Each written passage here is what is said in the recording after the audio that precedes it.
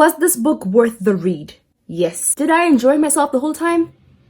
No. A quick announcement from admin. As you know, the world is in shambles and Black people are being treated well, especially in America. A lot of my brothers and sisters of the booktube community who are Black and are African American have really been on what's going on and really voicing, their truths. They're talking about what's really happening to them in their real lives as well as in their social lives online on YouTube, which is so sad. I mean, it's already tough enough to go through so much during the day, like in your real life, and then having to come to your escape, which would be your booktube channel, where it's meant to be spreading love, and then have the same ill treatment. I mean, it's disgusting. There are links in the description to a list of wonderful Black booktubers, as well as some playlists of my own, which are African booktubers and South African booktubers, and you can just check those out down below.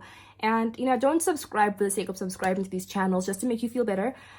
Please do subscribe because you honestly want to enjoy the content that they give, and that's important. That's what matters. If you're just going there for brownie points, it's not gonna work, love. It's not. It really isn't. And it shows. Please don't just act funny for the sake of it. And also some videos by these wonderful creators, these wonderful Black booktube creators down below. And please watch their videos. They really are speaking some truths, and I believe that their voices are meant to be heard. Their lives matter and Black lives matter, and it's really important to understand that. If you are clueless on the Black Lives Matter movement or don't even know how to help, there'll be a link down below to the www.blacklivesmatter.card. I've used it myself and it's very helpful. Petitions, I found petitions there, I found donation sites there, and yeah, just go down below and check it out. Even stop watching this video, it's more important. But at the end of the day, systemic racism and generally racism is everywhere in many countries and does affect different people terribly, especially Black people. So I do encourage you to check these videos out, please. Thank you.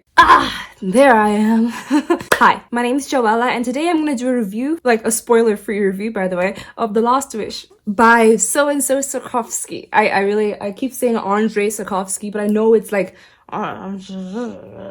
don't know how to pronounce it. I will check it because I don't want to be a rude person. Here's the baby right here. And proof that I did actually finish reading it. I made extensive notes. Just some stuff over here, little notes over there, little tiny little things over there. I started going crazy over here, different colors. Ooh, wild. I finally understand why people say that you should start with The Last Wish, then get into Blood of Elves, because there's a lot of things in here that would not have been explained in Blood of Elves. In fact, they aren't explained in Blood of Elves. So it's so much better to read this first, then read Blood of Elves. I started Blood of Elves a day ago, and it's going alright. I really like the pacing of the story. It's really going pretty well. I'm so happy to see all these characters, and none of them feel like they're just thrown and tossed everywhere, which is why it's so important to read this, because otherwise you might just end up getting lost and kind of who are these people? What's the sake of this? What? In The Last Wish, it's short stories, and I'm not one for short stories. I don't like novellas because it's always short stories. I don't like short stories books if it's part of a series, because I'm okay with them when it's in between two different series but in the same world, and I have this little in-between babe over here, then I'm totally fine. But this is I had to start with the short stories, and I just didn't. I was not into the idea of doing that, and I think it made my reading experience suffer. I didn't mind the story. The stories were fine. They were just let me say that half of them were actually interesting, then the other half I was just kind of okay, I know that this is gonna be a plot point later on, because a couple of my friends have read the book and they were yeah, you just have to read The Last Wish, let's just get through it. And I was okay, so I encourage you to do the same, because I am bearing the fruits now that I'm reading Blood of Elves. Yeah, I know the publication order starts with The Last Wish, then it goes to Sword of Destiny, then it goes to Blood of Elves, Time of Contempt, and on, right? But I don't want to read another short story book. I already had such a hard time reading this. It took me 4 days to read this, and it's only what, 200 and something pages, 270 pages, and it took me so long because I just wasn't into it, and I don't like short stories. I feel I don't get to connect with the characters enough. Although I did get an idea of who Geralt of Rivia is and the other characters around him, and if you've heard The Witcher, you've always heard the names Yennefer and Dandelion. I can say that this book was quite an adventure of sorts, I would say. I can say half of them in here, I think about 7 of them, were following a kind of plot line, and then the other ones that were spread in between these 7 were more random from different times, different times of Geralt of Rivia's life. Yeah, I can say it was interesting to get to know Geralt, because I think if you jump into Blood of Elves without reading this, you could get a bit lost and you might not care about him as much. I'm not sure. At least that's what I'm getting from myself. I don't think I would enjoy Geralt as much as I do after reading this and understanding